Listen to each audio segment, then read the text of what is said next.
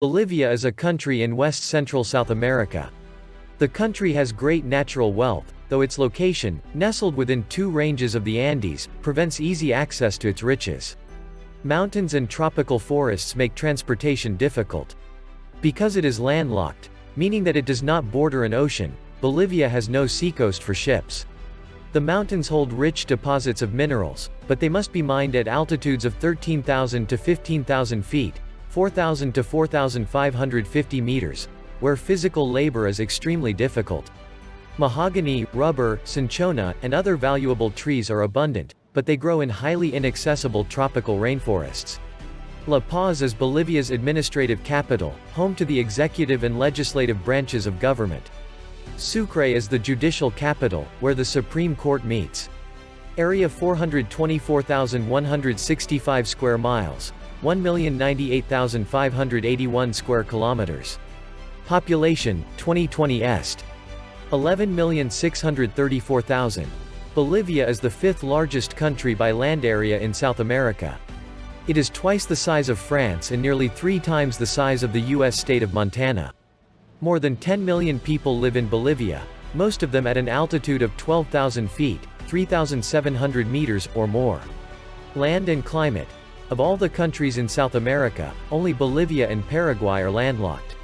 Bolivia is bordered to the north and east by Brazil, to the southeast by Paraguay, to the south by Argentina, to the southwest and west by Chile, and to the northwest by Peru. Most of the people of Bolivia live in the western 2/5 of the country.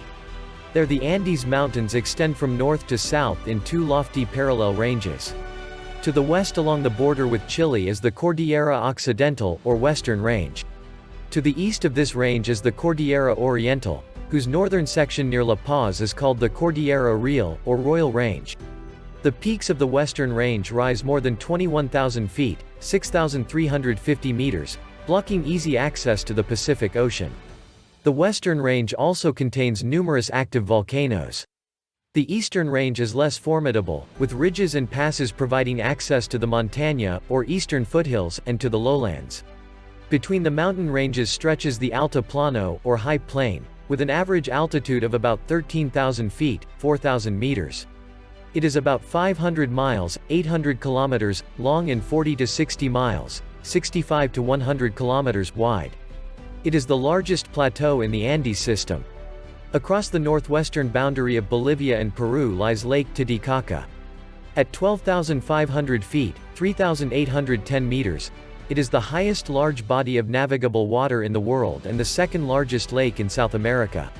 Its fresh water drains through the Rio Desaguadero to Lake Pupo, where much of it evaporates, causing that lake to be salty. The northern and eastern Andean slopes form the Montaña region. The slopes are interspersed with deep valleys known as the Yungas.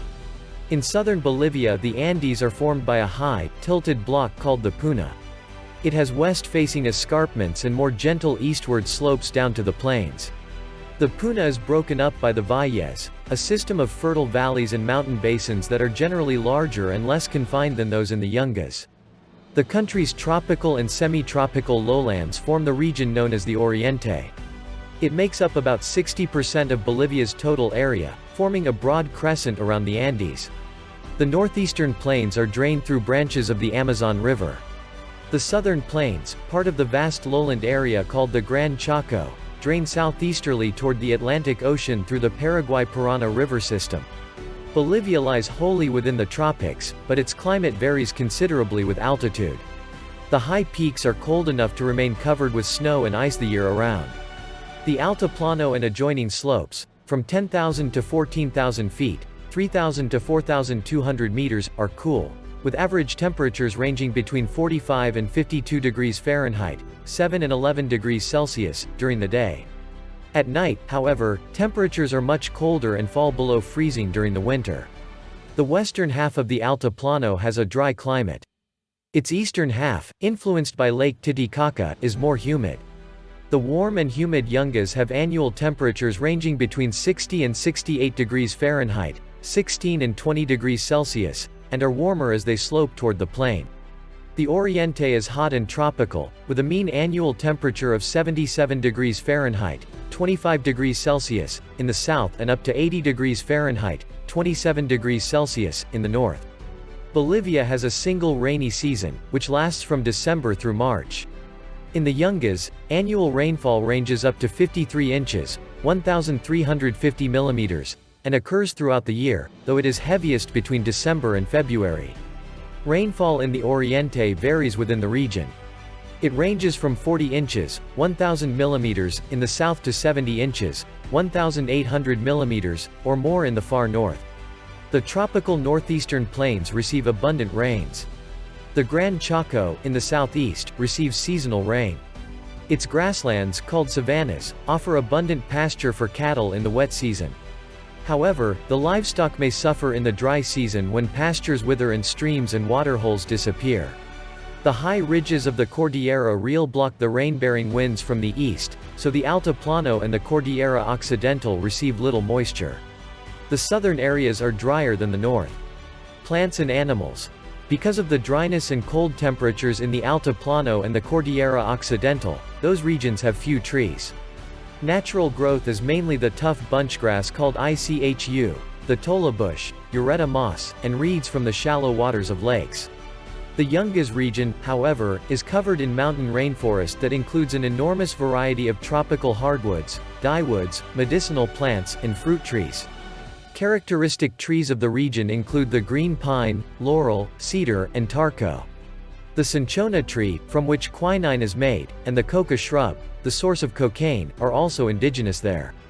Bolivia's Amazonian rainforest is located in the far north in the department of Pando and adjacent areas.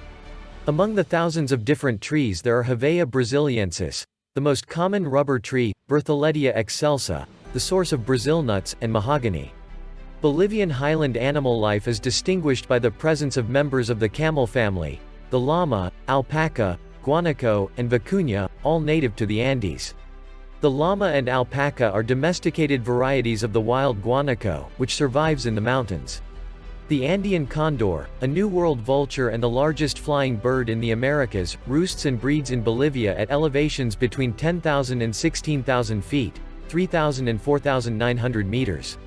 The rich animal life of the northern forests includes such mammals as the jaguar, the largest of the American cats, sloth, tapir, and several species of monkey. The largest of the numerous reptiles is the caiman, a member of the alligator family. Among the many fish species is the carnivorous piranha. Many brightly colored birds, notably parrots and toucans, also inhabit Bolivia's forests.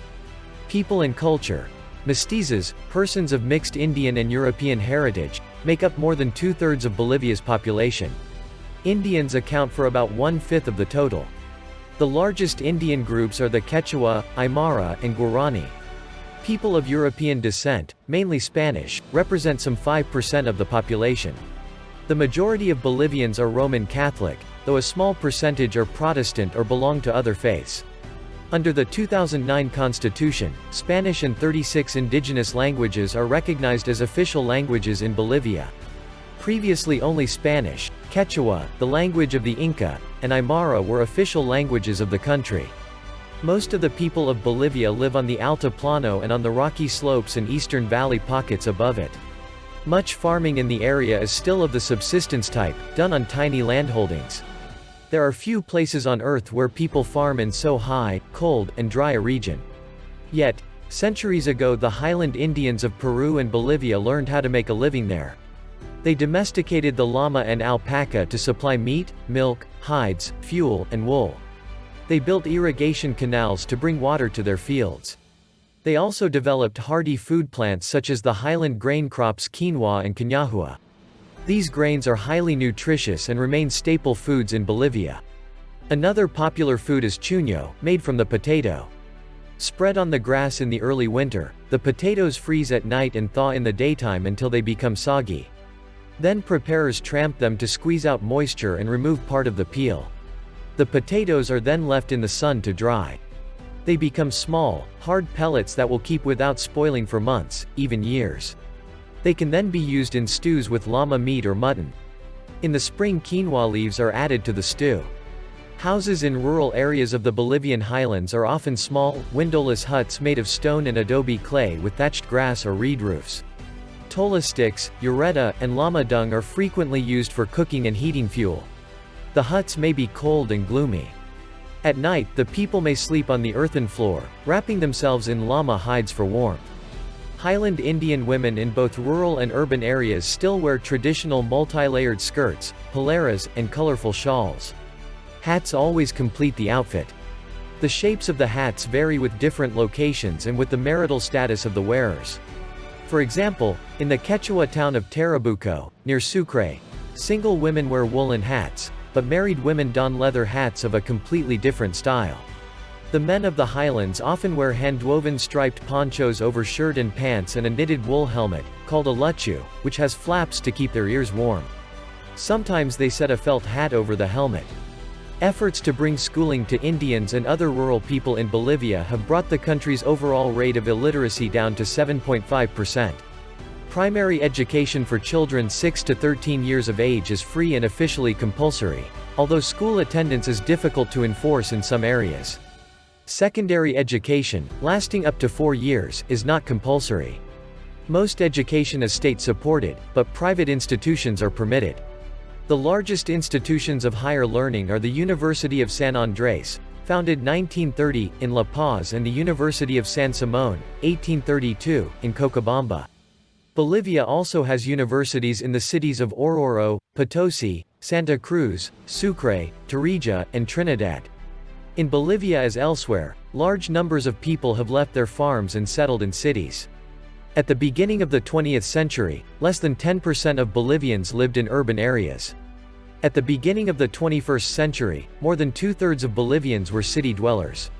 High rates of population growth created many problems for the cities.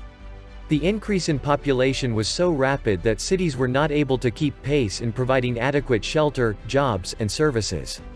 Housing became inadequate, and the quality of drinking water was poor. Pollution levels rose with the increased number of factories and motor vehicles. Despite the abundance of people to provide labor, many rural emigrants, though eager to secure work, were not skilled to enter the burgeoning service-dominated marketplace. By the early 21st century, this had led to a greatly fragmented economic society. La Paz is the country's administrative capital. Most government functions are carried out there. However, the Bolivian Supreme Court meets at Sucre, the judicial capital. La Paz is on the Altiplano, as is Oruro, a tin center. Most other cities are in the Cordillera Real. Cochabamba and Sucre lie in fertile basins. Potosi, one of the highest towns in the world, is famous for its mineral wealth. Santa Cruz, in east-central Bolivia, has grown rapidly since the late 20th century and is now the country's largest city.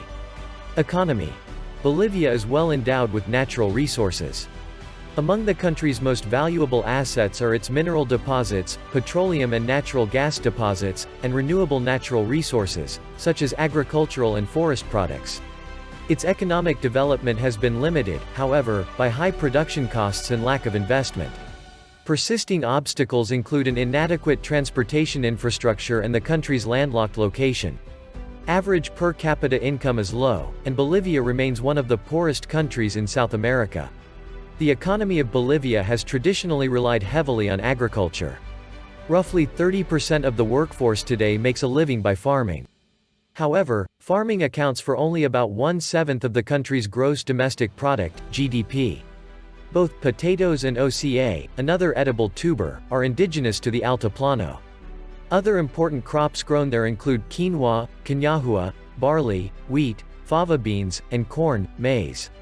Among the enormous variety of crops produced in the Yungas are coffee, cacao, citrus fruits, bananas, avocados, pineapples, mangoes, and papayas.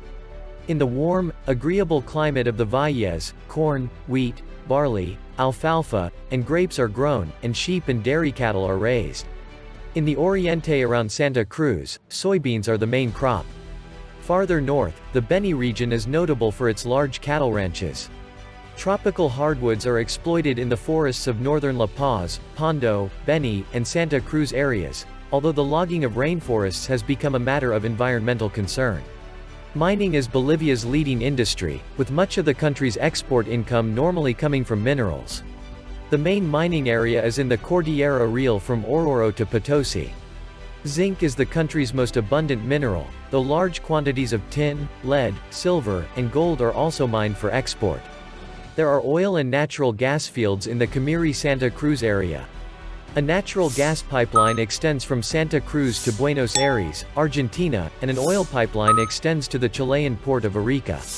Natural gas, along with metals and petroleum, is one of Bolivia's most important exports. In 1999, construction was completed on a major natural gas pipeline extending from Santa Cruz to São Paulo, Brazil. This undertaking brought a much-needed boost to the Bolivian economy. In 2006, President Evo Morales nationalized both the country's natural gas reserves and its oil industry, giving the state control of energy production. Although manufacturing historically contributed little to the Bolivian economy, by the early 21st century it accounted for more than 1/10 of the country's GDP. The increased presence of industry provided jobs, primarily in food and beverage processing and textile production. The high market value of soybeans was reflected by their increased importance both in local agriculture and as a processed food. Wool goods and gold jewelry are also important manufactured items. Other manufactures include machinery, furniture, bricks, cement, and a wide range of small goods designed to meet the needs of a limited domestic market. The diverse activities of the service sector now account for most of Bolivia's jobs and income. Tourism, in particular, plays an increasingly important role in the economy as Bolivia attracts larger numbers of foreign tourists. Major Bolivian tourist sites are Lake Titicaca and its surroundings, including Inca ruins on the Island of the Sun and pre-Inca ruins at Tiwanaku. The main Tiwanaku site was added to UNESCO's World Heritage List in 2000. The historic centers of Potosi and Sucre were added to the UNESCO World Heritage List in 1987 and 1991, respectively. Other tourist attractions include Indian villages on the Altiplano and the city of La Paz itself. Bolivia's main trading partners include Brazil, Argentina, the United States, China, Peru, and Japan. Metals and natural gas account for most of Bolivia's legitimate export trade. Soybeans and quinoa are the principal agricultural exports. Machinery and equipment for industry and transport are among the major imports. Although illegal, trade in cocaine became an important economic asset beginning in the 1970s. It continues to have a significant but decreasing impact on the Bolivian economy. Bolivian and U.S. drug enforcement agencies have made progress against cocaine trafficking activities. Nevertheless, the demand for cocaine in foreign countries has continued to feed the drug trade in Bolivia. Transportation has been one of Bolivia's greatest problems. The country's location amid the formidable ranges of the Andes made it difficult to link Bolivia with its neighbors or to build roads and railways linking areas within Bolivia itself. The main rail system, located in the west, was built mostly between the 1890s and the 1920s. The system links Bolivia with ports in neighboring Chile. The Eastern Railroad system is centered at Santa Cruz. During the 1950s, it was extended to link to Brazil and to Argentina. By 2001, there were also rail links to Peru. The Santa Cruz-Cochabamba Highway, finished in 1954, closed the last gap in a Pacific to Atlantic rail and highway route. Road transport developed rapidly in highland Bolivia and around Santa Cruz beginning in the mid-1950s. By the early 21st century there were connecting paved highways for most major cities. Bus and truck services on unpaved roads connect numerous towns and rural communities. However, journeys in these areas are slow and often hazardous, particularly on the narrow, winding mountain roads. Air transport is the only fast link between Bolivia's major cities. International airlines connect La Paz and Santa Cruz with other cities in the Americas and around the world. Government. Bolivia is a republic, governed by an elected president and a two-chamber legislature. The president is elected by popular vote every 5 years, as is the vice president. Both officials must belong to the same political party.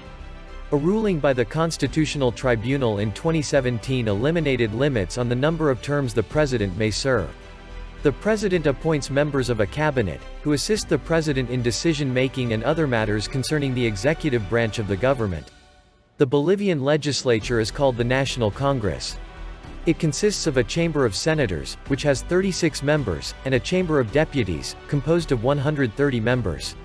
Like the President and Vice President, all senators and deputies are elected by popular vote every 5 years. The country is divided into 9 political divisions called departments. Each department has representation in the national legislature. The judicial branch of the government is headed by the 12-member Supreme Court and the 7-member Constitutional Tribunal. The Constitutional Tribunal decides the constitutionality of laws and resolves conflicts between the branches and levels of government. The lower courts include district, provincial, and local courts. The laws of Bolivia are dictated by the country's constitution, a new version of which was approved in 2009. History. The richly carved monuments and stone walls of a ruined city at Tiwanaku in the Titicaca Basin indicate that an advanced people lived in what is now Bolivia perhaps 1,000 years ago. When the Spaniards invaded the area in the early 16th century, it was part of the powerful Inca Empire. After conquering the native people in 1538, the Spaniards governed the region, first under the Viceroyalty of Peru and later under that of Buenos Aires. Led by General Antonio José de Sucre, the Bolivians won their independence in 1825 and named the new republic after Simón Bolívar, who drafted its first constitution. In the War of the Pacific, which lasted from 1879 to 1884, Bolivia lost its Pacific coast to Chile.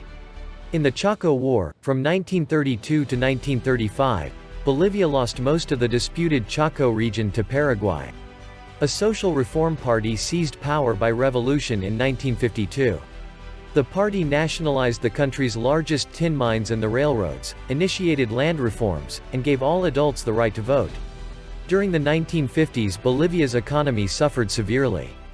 During the latter half of the 20th century, the Bolivian government underwent continuous turmoil. In 1964, a military junta ousted the social reform government, introduced new economic reforms, and welcomed foreign investors.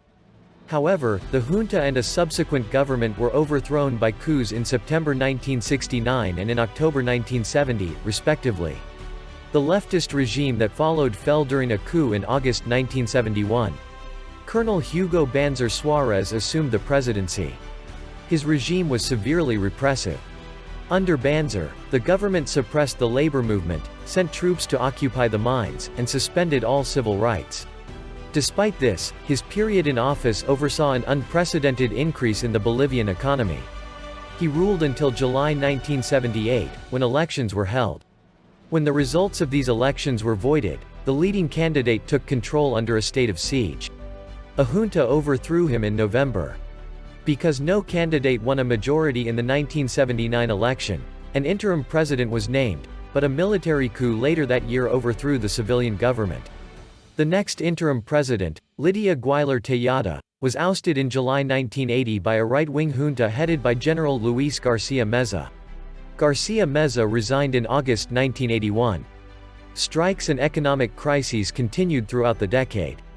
The National Congress, which had been suspended in 1980, was recalled in October 1982.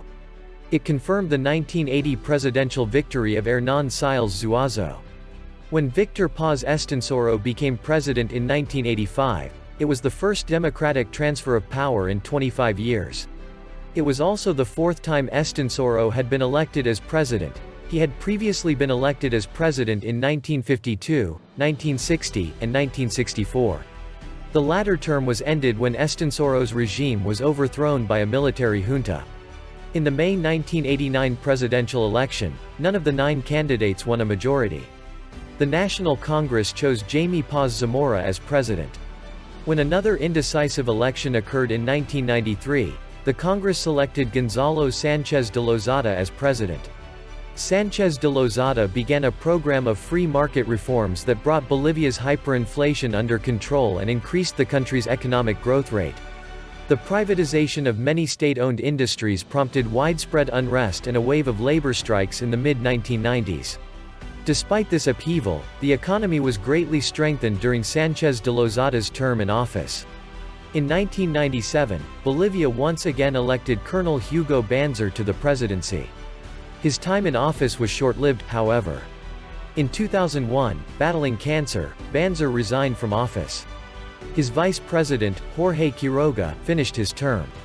Sanchez de Lozada won the 2002 presidential elections, but his term was plagued by a recession and peasant protests. He was forced to resign in October 2003 and was replaced by Vice President Carlos Mesa Gisbert. Mesa was unable to prevent additional violent demonstrations, and he too resigned. In December 2005, Juan Evo Morales Ayma was elected as Bolivia's first Indian president. Morales fought for more rights for indigenous communities, for less harsh restrictions on coca farmers, and for more taxes on the wealthy. Opponents of Morales's reforms staged political demonstrations, some of which turned violent. A recall referendum on Morales's leadership was held in August 2008, but the majority of Bolivians voted to keep him in office. In another referendum held in January 2009, voters approved a new constitution that would allow Morales to seek a second consecutive 5-year term. Previously, the constitution limited the president to a single term.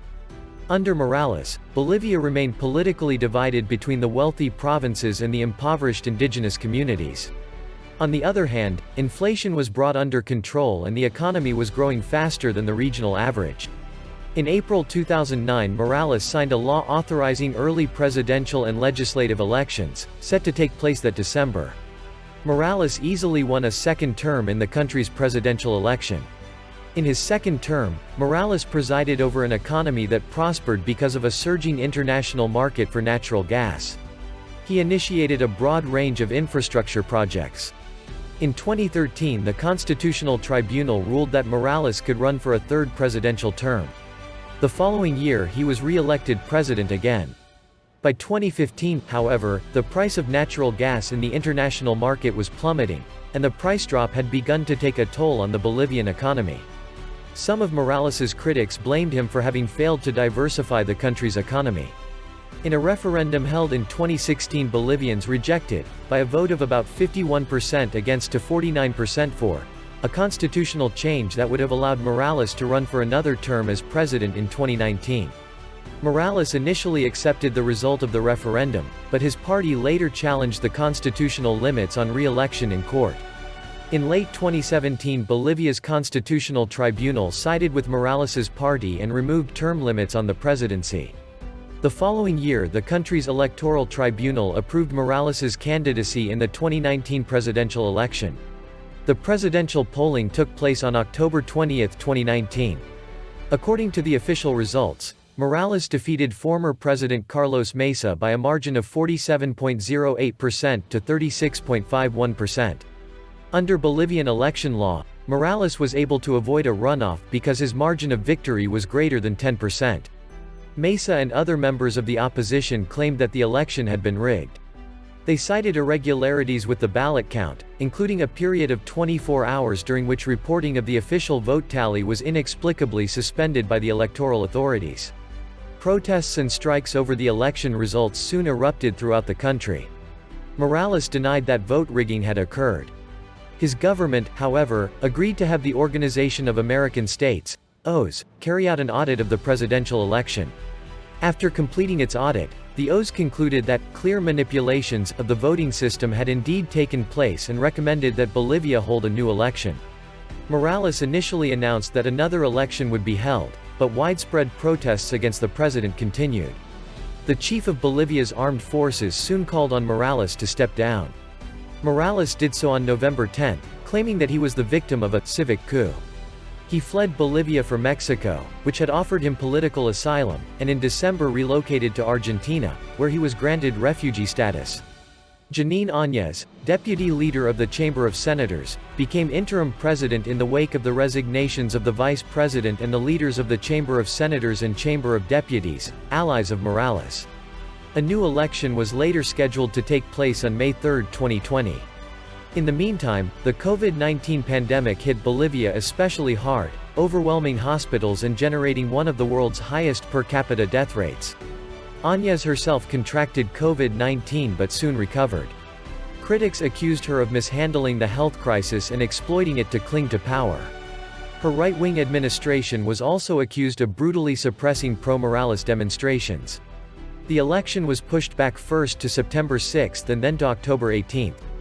From his exile in Argentina, Morales handpicked his former finance minister, Luis Arce, as his party's presidential candidate. After Áñez withdrew from the race, Mesa, running again, became the most formidable candidate from the right or center. When all the votes were counted, Arce had garnered more than 55% of the vote, compared with only about 29% for Mesa. Arce's margin of victory eliminated the need for a runoff. You can subscribe to support our channel and turn on the notification bell to be notified of new videos.